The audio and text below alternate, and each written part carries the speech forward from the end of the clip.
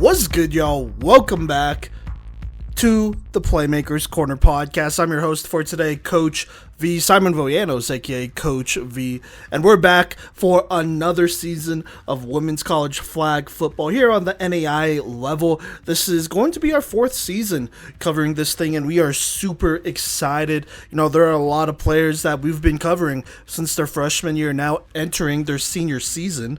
And while it's a bittersweet thing, we do look forward to covering the end of their career and closing that chapter, hopefully in a great way here. But we are due for another great season of women's college football here, and we're excited to be able to cover all of that. So on this episode, we're going to talk about a couple of those teams. We don't have a lot. We're going to go 4 to 5 programs at a time with these season previews here as we talk about every single program, in every single NAIA program in the country. And on this one, we're talking about all the Georgia teams. So we have Thomas, Reinhardt, Life, and Point.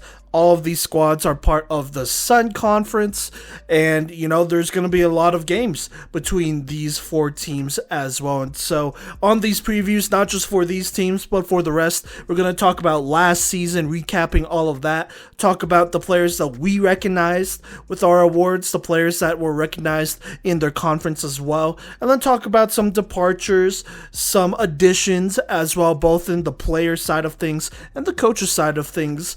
And then talk about this upcoming season and kind of where we feel like they'll land. If you haven't checked out our social media, go ahead and check out our Twitter/Instagram at Playmakers Corner. We have dropped our preseason rankings before we have made these previews, or before we have released these previews.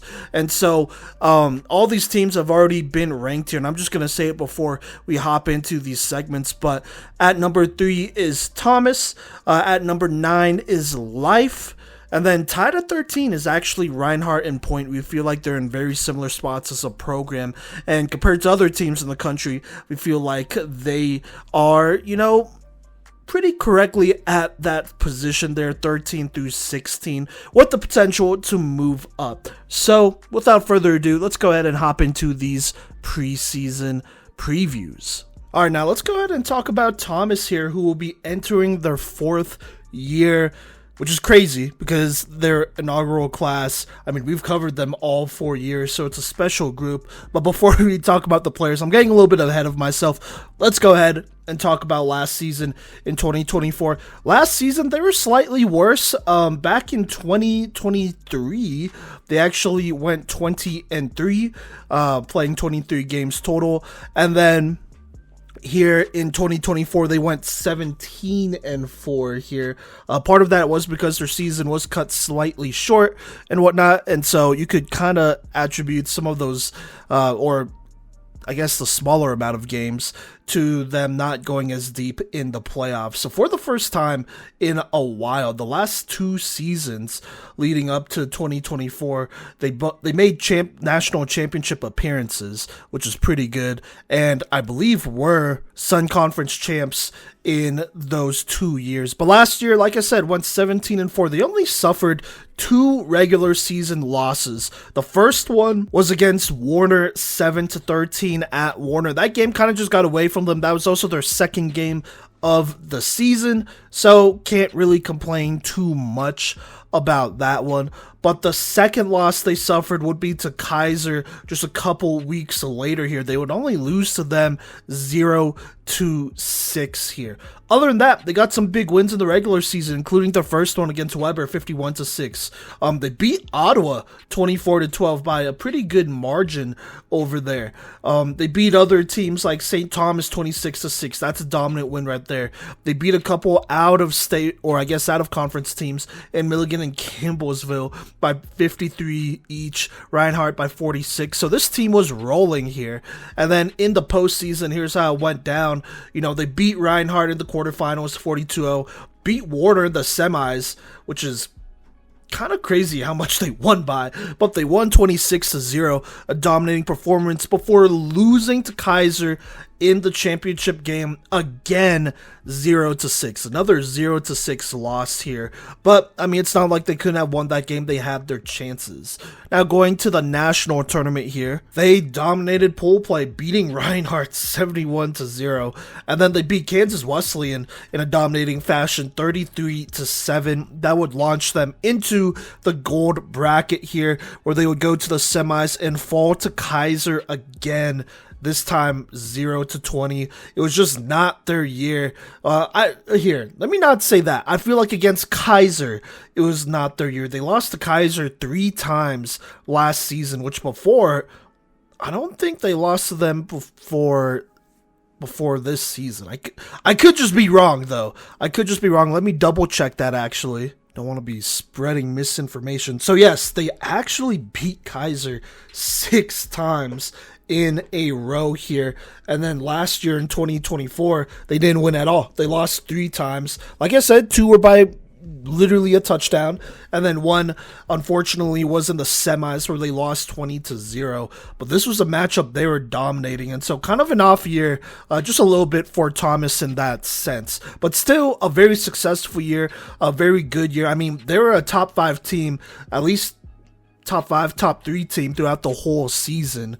There's a chance if they didn't pull Kaiser in the semis, they could have made the national championship and won it as well. I think there's an argument to be made there. So there you go. But a very talented squad here, and they're going to continue to roll into their 4th year as a program. And you know, they got some award winners. They got a lot of award winners. I think Thomas is one of those programs that we have recognized a lot here. So let's go ahead and start with our PMC award winners, starting with their quarterback Alexa Wilson. I'm just going to name off all the accolades. 2023 Freshman of the Year. She was obviously an all-freshman team quarterback in that year as well. She won, I think, our best quarterback award that season as well. And then in 2024, you know, she may not have won best quarterback, but she was a finalist once more, having a pretty good season over there. Then you have Nakara Brown, who I believe will be a senior this season. She was last season, she was an Offensive Playmaker of the Year finalist and a Best Wide Receiver finalist. Super productive, really on both sides of the ball, but especially on offense. Then you have Kiana Cole here. I mean, this is somebody who's consistently in our best utility conversations. She won best utility, best running back at the time in 2023, and then she was an all PMC running back then, and then she was a 2024 best utility finalist. Did not make our all PMC team, but was one of the best in the entire country, just doing it all for them. Then you have Janae Scott, another player who's going to be a senior this season, who's part of that core. I mean, in 2023, she won Best Linebacker. She was also the DPOY pick in 23. Last season, she was an All-PMC linebacker, and she was a Best Linebacker finalist. She will be entering her final season, I believe, here. After a pretty storied career. I mean, even if she didn't play this year, she would have had a very storied career as one of the best in all of college women's flag football. So there you go. There she'll be returning. You also have Giselle Jones, who will be returning, part of that core, another senior this upcoming season. In 2023 was the best DB pick. In 2023 also made our all PMC team at DB. And then in 2024, all PMC DB again, and then a best DB finalist, one of the best corners in the entire country there. And then we have a couple new faces here as Thomas continues to reload and gather some depth here. They were both freshmen last season, but let's go ahead and start with Caitlin Herb, who was filling the void of Jada Reese, who previously, before then, won Best Rusher and was a DPOY winner over there for Thomas in her years over there. And so she was kind of stepping into her spot, and she delivered and more in her first season here as a freshman. Was our 2024 best rusher in the country.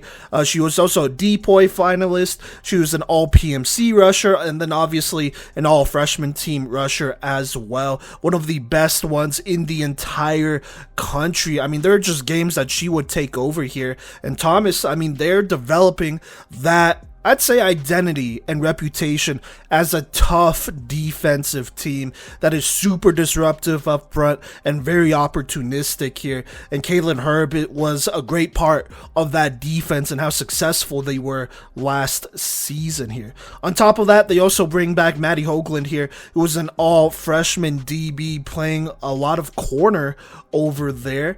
And, this defense for Thomas, they're super talented, and we knew this, but going into this next season, they're not only going to be bringing back the vets like the seniors in a Janae Scott, a Giselle Jones, the Kara Brown as well, a Kiara Knight, but they got some young players in, Maddie Hoagland and Caitlin Herb, who are already some of the best in the entire country, and so it seems like that identity for Thomas is going to be just fine moving forward as a defensive powerhouse here. And really as a powerhouse in general, this offense was a very productive too under Alexa Wilson at quarterback. Now, let's go ahead and go to some all-conference, Sun Conference recognition. This year, they did a first team and a second team. So just going down the line, Kara Brown was an all-conference first team wide receiver. Kiana Cole, all-conference first team utility. Alexa Wilson, second team quarterback. Giselle Jones, first team DB. Janae Scott, first team linebacker. Caitlin Herb, first team rusher. Maddie Hoagland, and hopefully I'm saying that right. If I'm not, I apologize, but I'm pretty sure it's either Hofflin or Hoagland. Like I said, I apologize if I'm saying that wrong. But all conference corner, first team that is, and then Aaliyah Wood was an all-conference second team receiver and corner. So there you go there.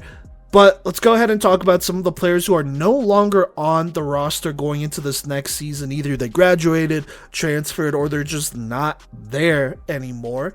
But starting with Aaliyah Wood, actually, who was an all-conference recognized player. She has actually transferred to Kansas Wesleyan, so she will be going over there for, I believe, her last 2 years. You also have Sanaya Glover, who's been with this team for a while, since the beginning here. She kind of just got phased out of that cornerback rotation, but in her first year, I want to say she was an all-PMC corner, or at least was one of the best corners in the entire country, and so we kind of always felt like she could play, and be someone else's starting corner, and so she's off to go ahead and do that over at Kansas Wesleyan as well. You have Tara Lorente, who, was kind of their backup quarterback, probably their more athletic option at quarterback as more of a dual threat there when they ran their two quarterback sets. She is transferring to Baker after playing her freshman year at Thomas, which is a tough loss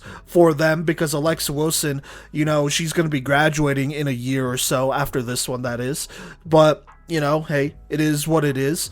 And then I believe they have graduated 3 of these players in Shelby Hartley, Amelia Sudan, and Nyjah Seals, Nyjah Seals, by the way, I believe she is their recruiting coordinator over there, so congrats to her. And I believe might also be an assistant. I could be wrong, though. But that's awesome to see. Awesome to see her get up in there. Oh, she's a graduate assistant, so yeah, she is, and the recruiting coordinator, which is huge. I mean, looks great on her resume, and definitely rooting for her. And so, hey, if there is anybody out there that would like to play for Thomas, I believe she is the person to contact, as well as the team, obviously. But moving on, there's a couple other players. There's Kate Gruen, who's not on the roster anymore. Amiri Logan, who was an all-freshman selection back when she was with Warner, is just not on the roster anymore. Alicia Washington's not on the roster. Jalen Plays is not on the roster. Jordan Martinowski is not on the roster. I thought I saw her transfer. I could be wrong, though. But she's not with Thomas either way. And then it's kind of surprising, but Margarita Pena is not on the roster. She could have graduated early, I'll say that, but she would have been a senior this season. So kind of tough there. She, I thought, was super underrated for them, but she's no longer listed on the roster here.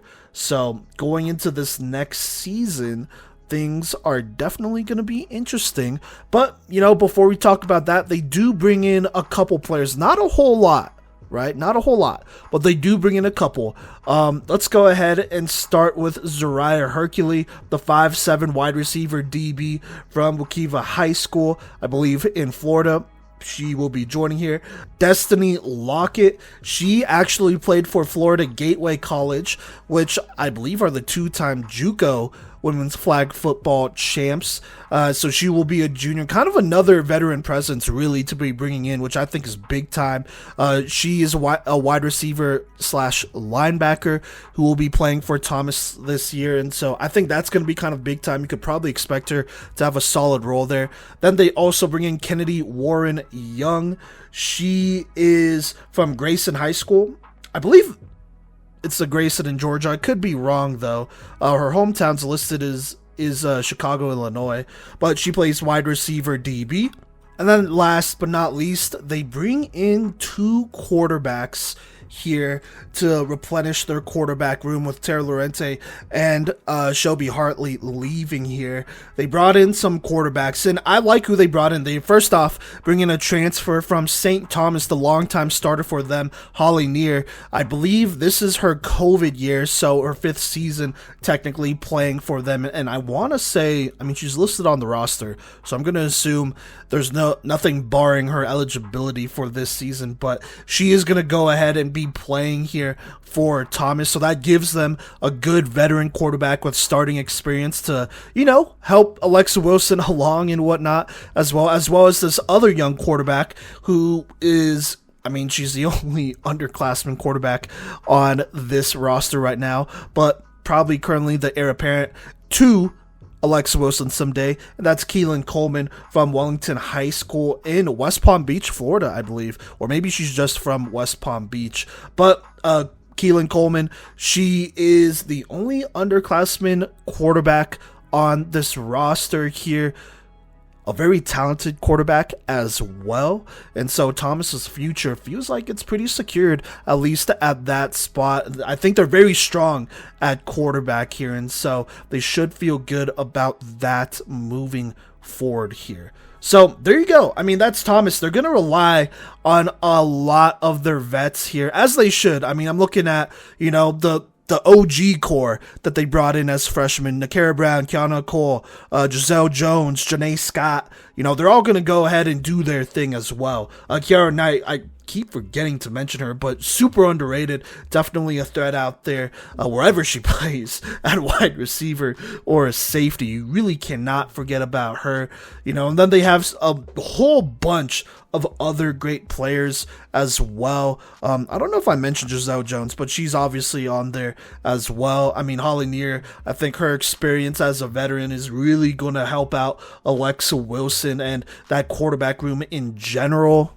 You bring back the likes of Caitlin Herb, Maddie Boswell will also be another rusher returning this year. Audrey Rumnick, another senior, part of that OG core, she will be returning. So that defense is looking good already. Which is no surprise. You have Maddie Hoagland, who I think is going to take another step forward here and could be an X factor for them. You have Diva Jones, the Midland transfer, who can hop in at corner, could hop in at receiver, and gives you a lot of great depth over there. So this Thomas team, I mean, they got experience.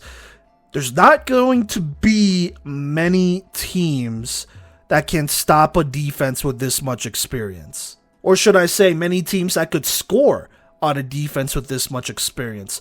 Offensively, I mean, this is a team with a lot of talent as well. Kiana Cole, Janae Scott, the red zone duo, they're going to find a way to get it done. Alexa Wilson in year 3, after 2 good years, is one of the best in the country. She's going to find a way to get it done. I mean, I think they could win a national championship with her at quarterback. This is a very talented roster. They have good receivers. They have a great defense, elite defense. It could be their year. It could be. And I think after going to the national championship 2 years in a row and losing, it is tough to go to a 3rd national championship after all of that. At least mentally, it is exhausting. And so, they lost to Kaiser 3 times last season, and one of those was in the semis. mentally, you would kind of assume that there's a little bit more of a break than before. Not much more, but a little bit more. I think going into this year, they got a lot of seniors who, want to leave their mark on the program, who have been contending every single year. And the last thing they want to do as a Thomas Nighthawk is to win a national championship. Whether they do it or not, I don't know. I think that's definitely something you could answer closer to the national championship. I think, they're going to probably be competing and contending for that Sun Conference title again, and they're probably going to at least make it to semis, if not farther, in the national setting as well. But we're just going to have to see what happens when it comes down to it. Either way, this team shouldn't lose more than, I'd say, 5 games, just looking at their schedule here. And let's talk about their schedule, actually. So they start in February with games against Life, Alabama State, which is I want to say a D2 HBCU program over there, but competing against D3s. Point, Reinhardt, and then they play Pasco, the community college over there.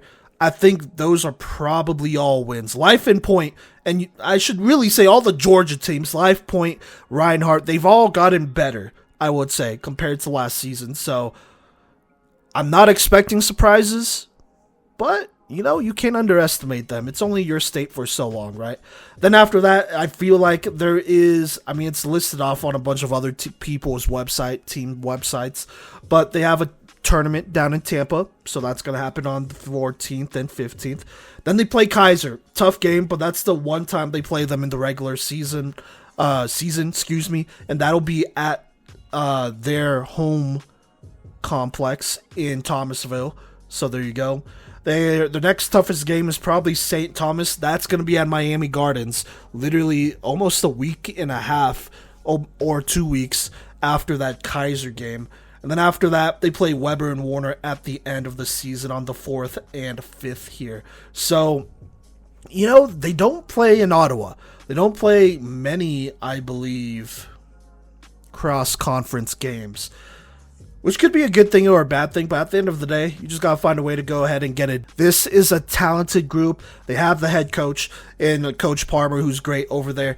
They have a great defense, an elite defense. They've been elite for 4 years with this core. They're going to be elite this year. They have a great quarterback in Alexa Wilson and a great quarterback room supporting her as well, potentially maybe even able to hop in if they need something different in certain games and whatnot, between Coleman and Holly Neer over there. And eventually it's got to be their time. That's all I gotta say. Eventually it's gotta be their time. So we'll see. But either way, looking forward to this 2025 season. And, shout out all those seniors over there. We've been covering them since they were freshmen. They were the pioneers of this program. And they've left a mark on all of women's college flag football. And so really excited to be able to cover their final season, some of their final seasons over there, and complete covering their story. So there you go. All right, now let's go ahead and talk about Reinhardt here. Last season, kind of a tough one. They're in their third, last year was their third season. Actually, it was their second season. They're now going to third. And, things kind of, I felt like, stayed the same. They played one less game, but they still only won 3 games. In 2022, won 3-12. 2023, won 3-11. So a little disappointing here that they couldn't take more of a step forward, but it is worth noting that they are playing in the Sun Conference, which is obvious, right? But that's just tough, right? It's a tough conference to win in, but you're still hoping for signs of improvement, and I think there were some. So I shouldn't say it was completely disappointing, but looking at their wins here, they beat Life to start 18-6 here. Good way to start the season. And then they go on a little bit of a losing streak here.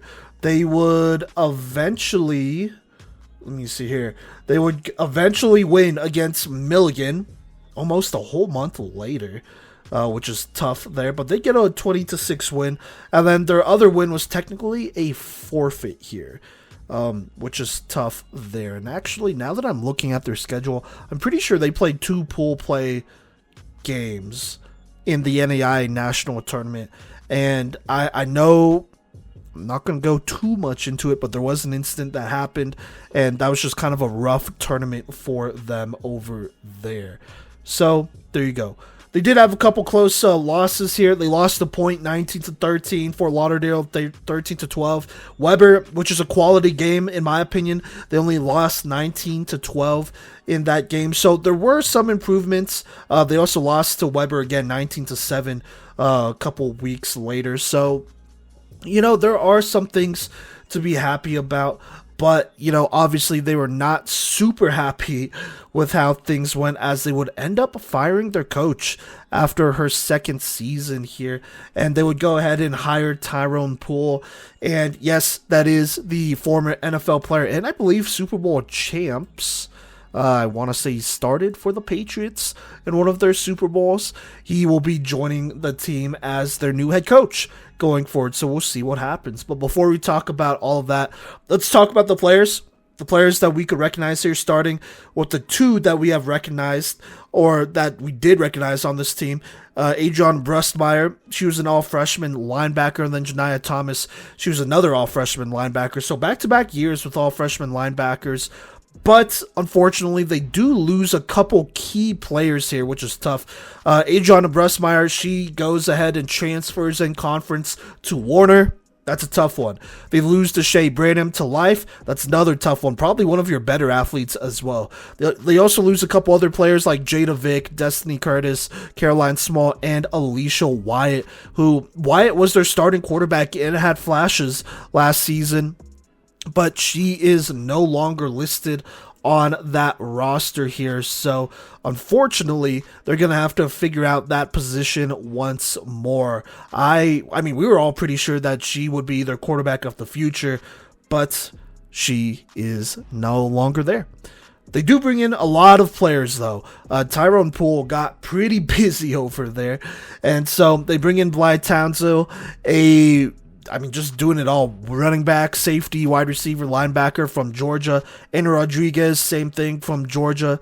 A lot of the same positions. Sanaa, I want to say, Grow, wide receiver, running back, corner, center from Georgia. Tiffany Johnson, corner, linebacker, rusher, receiver, and center from Georgia.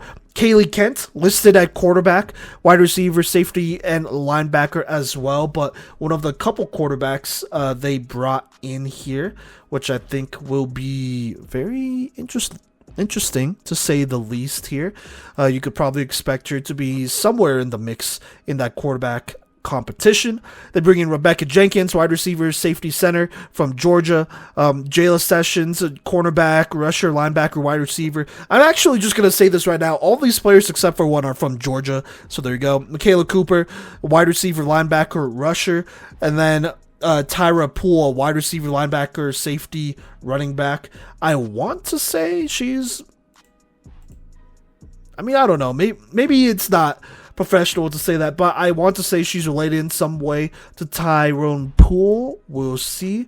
Technically a transfer from West Georgia University, but she'll be joining in as well. And then the one player that is not from Georgia is Marinelle Thompson.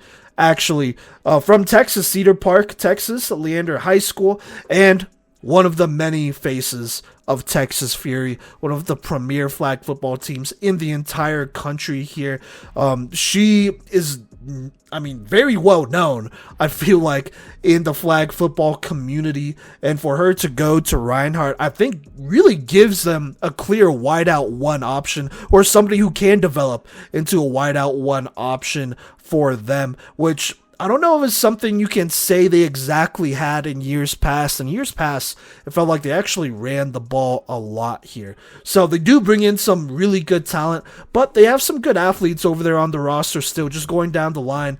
And actually, I almost, so not quite, almost forgot. There's one more player that they bring in here who is coming in as a transfer in Isabella I think it's Dapiece from Georgia, a quarterback, wide receiver, safety here, but formerly committed to Thomas here and was on the roster last season. I don't think she got a lot of playing time for them. I know she got into a couple games. I am pretty sure of that, but not a lot. I mean, it was a very crowded quarterback room as well. And so another interesting quarterback prospect to add to this battle here. But anyways, let's go ahead and talk about all the other great athletes on this team, because there are good athletes on this squad. Starting with NAIA Thomas, listed at wide receiver corner, or really wide receiver DB running back. You know, she's somebody who you could probably expect to take another step forward and be big time for them. Same with Anaya Moore. She was a good player for them. Ebony Cooper, wide receiver, running back, linebacker, safety, center. Just another good athlete for them. I mean, they have a lot of good athletes like her, like Tatiana Alacock is another one to keep an eye on. Victoria Salmon, just another one to keep an eye on. And then Kalia Wimbush here. Technically, she also played a little bit of quarterback, but running back, wide receiver, linebacker, I think is probably where she fits best on the squad. So they do have a couple good athletes over there that just need to be utilized here. I don't want to say correctly, but maximized is what I really should say here. Their athletic talents over there. So they got some players. This is a defense that could be pretty athletic over there, I could say. And then offensively, I mean, they're very young for sure. And I don't know who's going to play quarterback. As of right now, I mean, let me just list off the quarterbacks. I think actually, now that I'm looking at this, there are only 2 players with the quarterback spot listed next to their name, which is saying something, because all these players have at least 4 positions listed, which is good for versatility, of course. But the 2 with the quarterback, position indicator next to their names is Isabella Dapiece. Please, if I'm saying that wrong, feel free to correct us on social media. Want to make sure we say that right. Just reach out to us and leave us an audio message. And then you have Kaylee Kent, the freshman from Whitewater High School as well. So it's probably fair to say one of those 2 will start. Dapiece, I mean, she was in a very good quarterback room over at Thomas. She does have the experience and a little bit of a step on Kaylee Kent as of right now. So it's probably fair to say that, they're going to give her a lot of the benefit of the doubt over there, and she could be a favorite to start. But, you never say never. We'll see what happens. I mean, you got to start whoever gives you the best chance to win. You probably aren't going to go back and forth at that quarterback position because you really want that to be set. So we'll just have to see what happens there. But I think the quarterback battle will be huge for them moving forward. Other than that, I mean, this defense, if they could get some things going here, they could be a tough team to match up with. And then offensively, I mean, you have a lot of good athletes. I think Marinelle Thompson is somebody who could be like an all-freshman wide receiver, could also, or, utility as well. And she could potentially be a freshman of the year candidate for you. I think that's how exciting it is to bring in a player like Marinelle Thompson over there to Reinhardt. So we'll just have to see what happens. There's a lot of changes going on over there. So as of right now, I would probably say expectations are pretty low. Also playing in a tough conference as well will do that to you. So we'll just have to see what happens. As of right now, they have 2 teams that they're playing on the 16th, but these are more scrimmages, I'm pretty sure. They play Kennesaw State's club team and Georgia's club team, so that'll be interesting to see what happens there. And then their first NAIA game is against Thomas. At home, though, on February 26th. Still a tough game. I mean, that's the team that's running Georgia right now, so we'll see what happens there. Then they play Emmanuel College. That should ease up a little bit there. They play Campbellsville, which could be a winnable game. We'll see what happens. Same with Milligan right after that, on the same day, actually. So there you go. Then they play Huntington, Milligan again. Then they play Point, which could be winnable. They play Weber, which, depending on their quarterback spot in the offense, they could compete in that game. Then it gets tough. Warner and Kaiser, both away, tough games. They play Florida Memorial at home. could be winnable. St. Thomas, another tough game, though. Then they play Emmanuel again. They play Life, which could be winnable. And then after that, it looks like they're scheduled to go to that national tournament again. So we'll just have to see what happens. So, I mean, with all things being said, this isn't to talk negatively about them at all. Right now, they're actually tied for 13th. And I think that really reflects where we're at because, I mean, myself, Kodey, Gino, we all have varying opinions about Reinhardt here. Just looking at our list, we have them all ranked at different spots here. I have them ranked the highest. I think, they needed a culture change. It sounded like they needed a culture change. They have one. I think they have a defense that could take a step forward, maybe surprise some teams. But the big question is offensively, what can they do? Now, to be honest with you, losing Alicia Wyatt, it's tough. But you do bring in a Marinelle Thompson, who's just one of those wide receiver prospects who could change a game, right? And that could go a long way for this team here. And so, in an ideal world, they do better than winning 3 games. And I think that is very possible. They could maybe be just below 500. Like I said, tough league, right? But close to 500. Now, if they stay around the 3-game spot or they're way below 500, that's understandable. I mean, this is a super young team. It is their second head coach in 3 years. You just kind of got to keep that in mind here. We'll see what happens. We'll see what they could do, what they could show us going into this 2025 campaign. But they got some athletes over there. I think it's just a matter of seeing how they're used and if Coach Poole and them could get the most out of these athletes against very good opponents here in 2025. But, we'll just have to see what happens. All right, now let's go ahead and talk about Life University over at Georgia. Last season, their first season, their inaugural season, only played 13 games. They went 3-10, but I really felt like they weren't that bad. You got to also keep in mind, they're also playing in the Sun Conference, which is arguably the toughest conference in the entire country, or at least one of the toughest ones in the entire country. So they had a little bit of a gauntlet to go through. But with all that being said, I feel like it really wasn't that bad.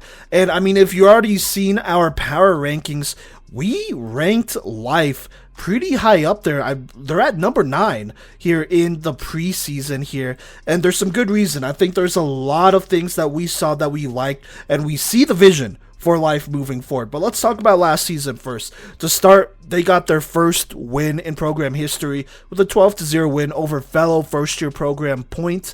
Then they would play Reinhardt here. Watched a little bit of that game. It just kind of got away from them. Reinhardt has a little bit more experience here. They lost 6-18.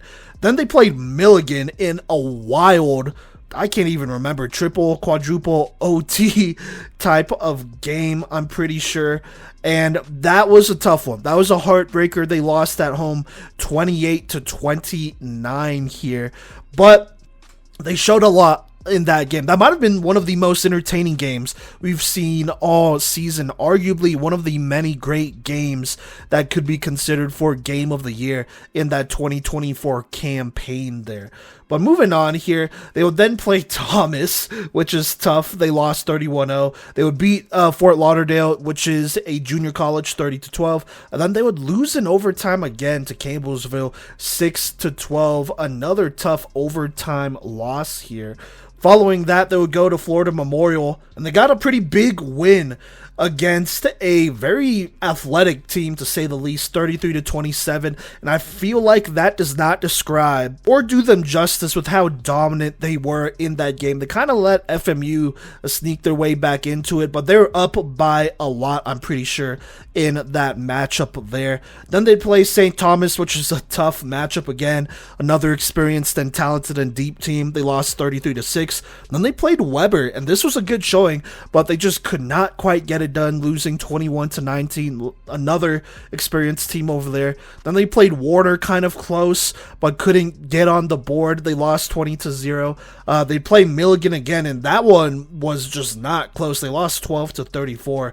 Then lost to Kaiser by a lot. I don't believe they played Warner, but then they lost to Thomas by a lot, 40-0. So, I mean, just looking at it, they had 2 overtime losses. that's tough. I mean, those are winnable games automatically. That would get them closer to 500. So there you go. They probably could have beat Weber. I don't know if they could have beat Warner. That game felt really close to me, even though it was 20-0. But, maybe if they did, they'd be closer to 500. So all in all, not a bad season for life over at Georgia here.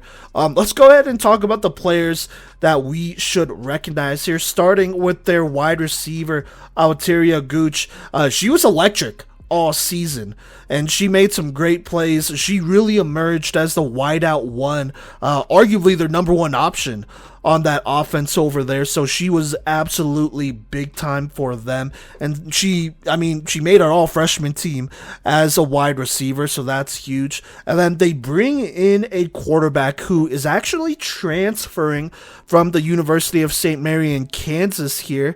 And she made our list as an all freshman quarterback in Cheyenne Brooks. She will now be playing for life and arguably will be competing for that quarterback spot here, so things could get very interesting there. We'll see.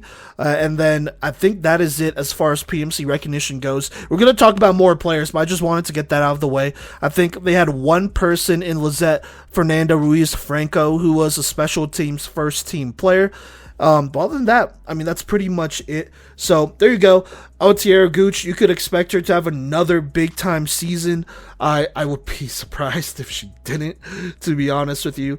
But you could definitely expect another big time season out of her. Kira Braithwaite, she was an all-around athlete, wide receiver, safety, corner. I thought she had a good season. She'll be returning as well. You bring back Aaron Rayford, DB, wide receiver, corner, another player who is super versatile and I thought had a solid season. Expect her and Braithwaite to go ahead and take a step forward. Jayla Wright, who was another great player for them, wide receiver, QB, DB, really just a very good utility player for them that could kind of slot in wherever. She could be an X factor moving forward. I think she was last season, and I think they could get really creative with her. So there you go.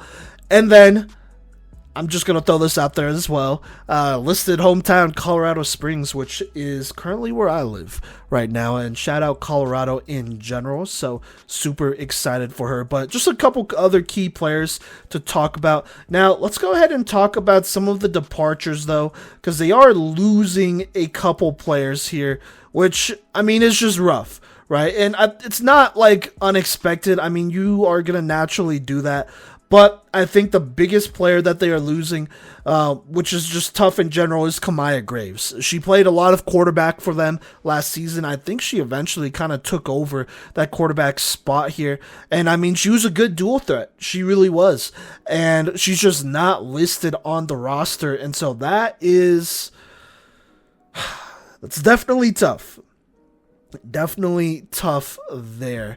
It's going to be a little bit of a hit, but, there are other players that they brought in. Then you have Maya McGray. I don't believe she is on the roster anymore. As of right now that I'm looking at it, it is February 4th. Yep, February 4th. So there you go. You have Kylie Moore, who is not on the roster. Same with Jaden Moore. So you are losing a couple players. But they do bring in some really good additions here. Just looking at their transfers, just off the bat, right? To start here, they bring in Deshae Brandon from Reinhardt, just over in Georgia. She's a great athlete. She was arguably one of their best athletes over there at Reinhardt. She is transferring over around the state here, or across the state here, to go ahead and play for life, which I don't think they're that far from Reinhardt, so across the state might be saying a lot. Either way, that's a great defensive piece to be adding, and then wide receiver wise, she adds a lot of depth to them. They are also adding Cheyenne Brooks, who I really liked out of St. Mary here. She is somebody who will hopefully compete potentially for a starting spot over there. I think that competition is probably open. I would say. I'd be surprised if it wasn't open. I mean, who else are they going to start, right? Between her, you have Akira Jackson, a freshman from Georgia, who will be competing as well. Ava Falit, who I projected as somebody who could start last season. She's definitely still there as well. So you got a couple different quarterbacks to pick from, and they're good options. So we'll see what happens over there. They bring in Trinity Hutchins, who I want to say is from Baker, formerly Texas Fury as well. A couple other freshmen to bring in. Janiyah Pruitt, DB from Redan? Excuse me if I'm saying that wrong. Down in Florida. They bring in Michaela Modeste, which I feel like I'm saying wrong, from Marietta, obviously in Georgia there, linebacker, safety. They bring in Alora Niederprum, I want to say, from Walton High School, listed as a linebacker from Marietta, Georgia as well. They bring in Janiyah Garfio from, it says Huntsville, Texas here, wide receiver, cornerback for them. Mariah Larkin from California, Wheeler High School. I think this is pronounced Umai. I feel like I'm saying that wrong. Gay from Jackson County High School. Kennedy Ryan, a rusher from Georgia here. They bring in Trinity Green from Georgia as well. Kyra Zachary, a linebacker rusher from Grayson High School in Georgia. Yana Torres, wide receiver safety from Woodland High School in Georgia. As well as Akira Jackson, which I already mentioned, and then Mache Anderson, a linebacker from Georgia as well. So obviously they're going to go ahead and recruit Georgia pretty strongly here. You could expect a couple of these freshmen to go ahead and compete, but I am looking at the players they kind of already have established here, like an Anaya Brady, and Aaron Rayford, Akira Braithwaite, Altiera Gooch, who's a great wide receiver for them over there, Cheyenne Brooks, Deshae Branham, to go ahead and take another step forward in their development. And then whichever, one of these freshmen or underclassmen want to also take a step forward and rise to the occasion as well, you could probably expect that as well. But they got a lot of good players over there. I'm just going to put that out there. I think, they only played 13 games, which is not a lot. I mean, especially considering Thomas has consistently played 20 plus games in their first 4 seasons. Those 6 or 7 games at the end might also matter just a little bit. And so I'm really excited for life here. I think Cheyenne Brooks brings a lot of experience from St. Mary's. She had a lot of flashes, and I'm going to talk about her a little bit more here because she played well for St. Mary at times. I think was one of the steals in the transfer portal, and so I really think she could take this team potentially to the next level. And if there are players who are better than her, I mean, even better, right? We'll just have to see about that. But, I like the coach they have over there. They played in some close games. They played some teams pretty tough, for playing in a very tough conference. And we'll just have to see what happens here. But just looking at their schedule, it does not start out easy as they play away the first 3 games against Thomas, Warner, and Weber, all perennial, yearly top 10, top 5 teams here. I think Thomas and Warner are both in our top 5 here. So those are going to be tough. I wouldn't be surprised if they lost those. I think the Weber one could be maybe a little bit closer. We'll see. But that's a tough way to start your season. Then they play non-NAIA schools in Huntington College, Alabama State, Emmanuel, and LaGrange. So that's a 4-game stretch, and I believe those are all first-year programs. I mean, that's a 4-game stretch where you should probably be able to win all of those games. I like their chances at least, so we'll see about that. Then they play Milligan. That could be really interesting. I think Milligan is in a very similar spot as them. That is in Tennessee, though, so we'll see what happens. Then they play NC State's club team, I assume. Following that, they play Kaiser at home, which is difficult, so it is what it is. Then they play Point, another winnable game in state here. That should be a close one. Florida Gateway is low-key always really tough because of how talented they are. Like I said, the defending JUCO national champs, I think 2 years running now. Then they play Huntington again. They play Florida Memorial, which at this point in the season, it's near the end of the season. Hopefully they got a lot of experience. Players have settled into the roles. I think that's probably a winnable game. St. Thomas at the end is a tough one, but, if you play a perfect game, maybe you could beat them. Still tough, though. And then they play Reinhardt at Reinhardt, which is another one, just like all these Georgia games. I mean, against Point as well. Point, Reinhardt, Life are all in pretty similar spots as programs go. And one of these will probably take a pretty nice step forward here compared to last season. So with all of that being said here, this Life team could win. I mean, they could definitely improve on their win totals from 2024 and win more than 3 games. I think that is very, very possible. Will they do it? We'll just have to see what happens here. But very interested in Life. I like the pieces they have over there. I think they got a lot of very good players that could take a leap this season and have a breakout year. So we'll see what happens in 2025. Wishing them all the best of luck, but definitely an exciting young team with a lot of potential over there. And, someone's going to have to rise to the occasion. And once they do, not only will it be fun to watch, but it'll be fun to see this program take another step forward. Hey y'all, it is Kodey Stoff with the Playmakers Corner podcast, and we are doing previews, and we are going to talk about Point University here in the Sun Conference. Let's go ahead and get this started here, talking about how their season went last year. So their season last year, they ended up going 3-13, including a winless February, but then bouncing back and playing some close games against Life, Milligan, and then a brutal 1-point loss to Campbellsville. They then bounced back with a 10-point win over a JUCO before dropping 2, including a close 3-point loss to a good Weber team. They followed that up with their second win over the season over the hosting Reinhardt for their Invitational, 19-13, and they would struggle to find wins until narrowly escaping with a 1-point win over Florida Memorial before their season ended shortly after. Now, they did not have any players that received all PMC recognition, but Jordan Palmer was second-team All-Sun Conference as a punter. Now, as far as key players that are returning to this roster this season, Leah Prather had 24 receptions on this team for 138 yards. You also bring back Elijah Nathan here, who had 10 tackles, 1.5 sacks. You also bring back Lainey Grace Benefield from last year, and most importantly, Maddie Motts, the quarterback last year, 103 for 152, 2 touchdowns to 16 picks for 165 yards, and also had 2 rushing touchdowns, as well as 7 tackles, a pick, and 3 pass breakups. She scored passing, rushing, and receiving, and is the premier athlete that is returning, I should say, as far as versatility and impact goes. As far as departures go, last year, Kira Hart was on this roster and is on the coaching staff now.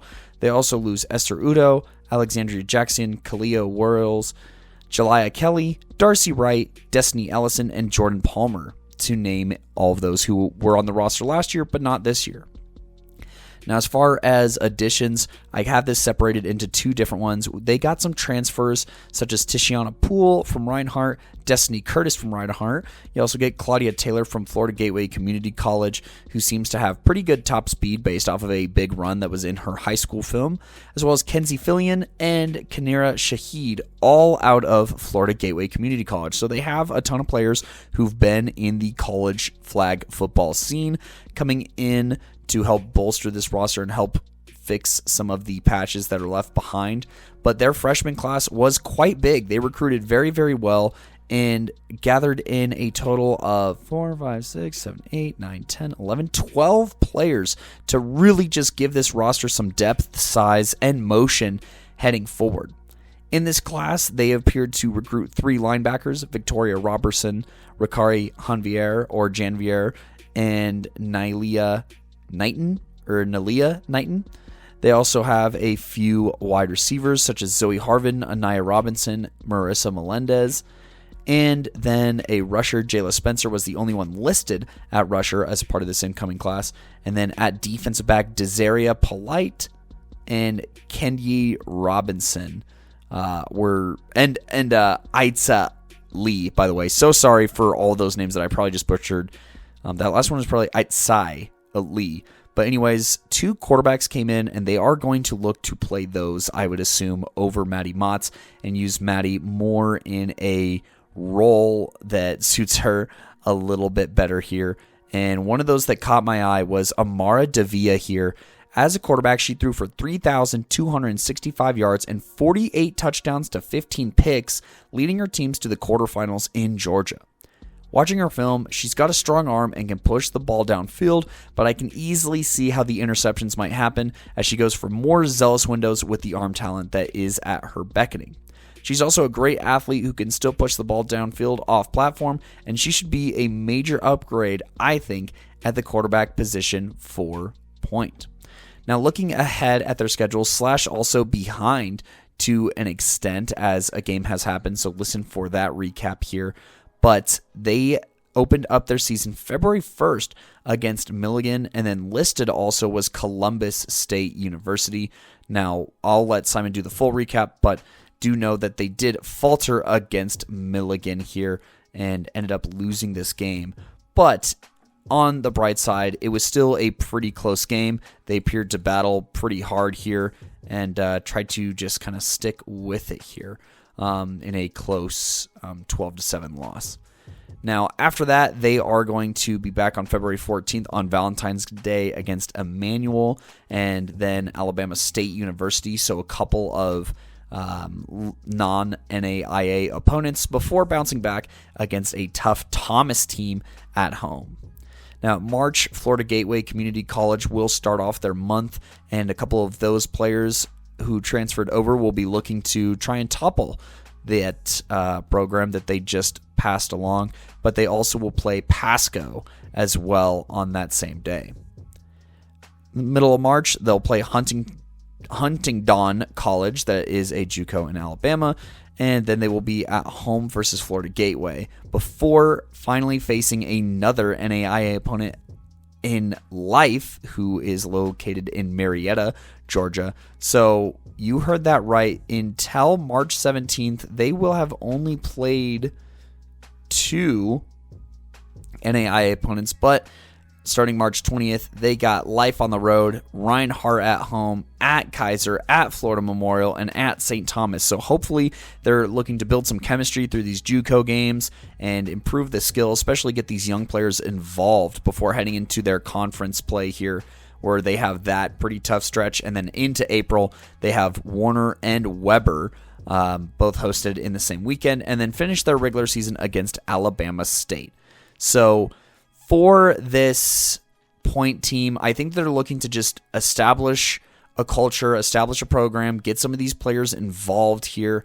Now, losing to Milligan does not get me super stoked for the rest of their NAIA matchups, as I probably only have them having a chance against the likes of Life or Reinhardt or Florida Memorial. But even then, those are not necessarily guaranteed wins for Point, as they are just a bit younger. I do kind of like them in the matchup against Reinhardt just because they have some question marks, I think, culturally. But by that point, that's a lot of time to iron out those issues. So, we'll kind of see where they land. I'd say if I have to give them a window of wins, I think that they top out here. Well, with all of the community colleges that they do face some good ones. I don't know if I love their odds necessarily, even against a Florida Gateway. But, I think that this team probably wins at least 4 games and maybe gets as high as 8 or 9, depending if they get some good bounces in those community college games and show up for those Sun Conference games. Hopefully they could win, at home versus Reinhardt should be a good opportunity. And if they could beat Florida Memorial like they did last year, that'll bode very, very well for them. And hopefully we get to see them at the end of season tournament in May. But that is the preview on Point University. All right, thank you, Kodey, for that one. And that'll pretty much wrap up this episode of the Playmakers Corner podcast. We are hoping to release previews every couple of days here. Like I said, 4 to 6 teams at a time. There are some programs who have information out there sooner than others, so we're going to try to get that started here. But we are going to talk about every single NAIA flag football team before the season gets going. Now, just looking at the schedule ahead here, I know there are a couple games scheduled for this weekend, but I think the only Well, sorry, Point versus Milligan already happened. I should say that. But after that, the only real NAIA game that will happen will be next week, Thomas versus Life, actually on the 15th, Saturday. That is, well, Colorado time. It's 10 a.m., so you could do the math from there. But that should be a good game here. We'll be hoping to get all of our previews up by then, so stay tuned. But until then, make sure you go ahead and support us at Playmakers Corner on social media, Facebook, Instagram, Twitter, TikTok as well, since it's still around. And, we'll catch y'all all later.